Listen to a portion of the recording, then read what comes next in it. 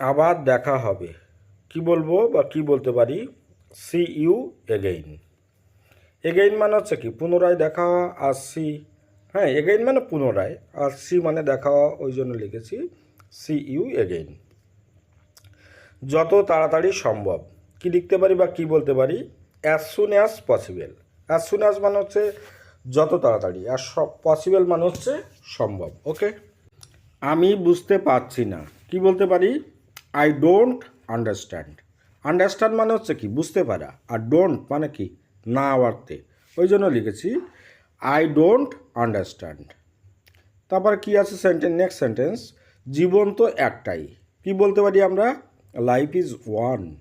ওকে, আমাকে ভুল বুঝো না। কি বলতে পারি?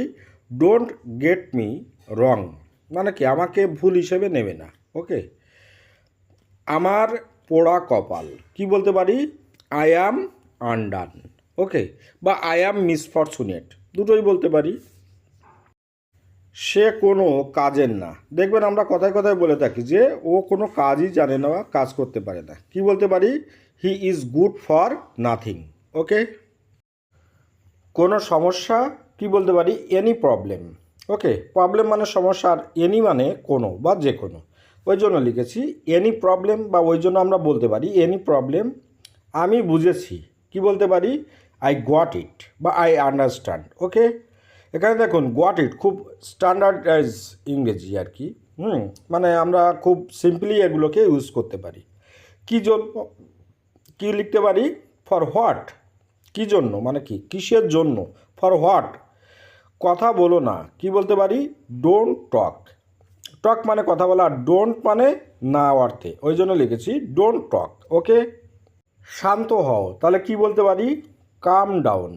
কাম মানে হচ্ছে শান্ত হওয়া, আর ডাউন হওয়া অর্থে। ওকে, আর কিছুই না, নাথিং মোর, বা মানে কি আর কিছু বলার নেই বা কিছু হওয়ার নেই, তাহলে কি বলতে পারি? Nothing more. ওকে, হাল ছেড়ো না। কি বলতে পারি আমরা ইংরেজিতে? Don't give up. আচ্ছা, গিভ আপ মানে হচ্ছে কি ত্যাগ করা বা কোনো কিছু ছেড়ে দেওয়া। হ্যাঁ, আর না অর্থে ওই জন্য লিখেছি ডোন্ট। এই জন্য কী হবে? পুরো সেন্টেন্সটি হবে ডোন্ট গিভ আপ। ওকে, একটু অপেক্ষা করো। কি বলতে পারি আমরা ইংরেজিতে? Wait a moment. ওয়েট মানে অপেক্ষা করা, আর মোমেন্ট মানে হচ্ছে এক মুহূর্তের জন্য, ওই জন্য লিখেছি ওয়েট এ মোমেন্ট। আচ্ছা, যথেষ্ট হয়েছে। কি বলতে পারি ইংরেজিতে আমরা?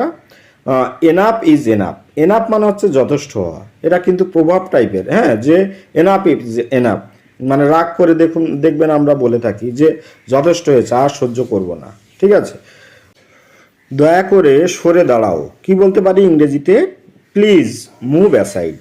হ্যাঁ, মুভ মানে হচ্ছে সরে দাঁড়ানো, আর একটু মানে অ্যাসাইড, ওই জন্য লিখেছি মুভ অ্যাসাইড। ওকে,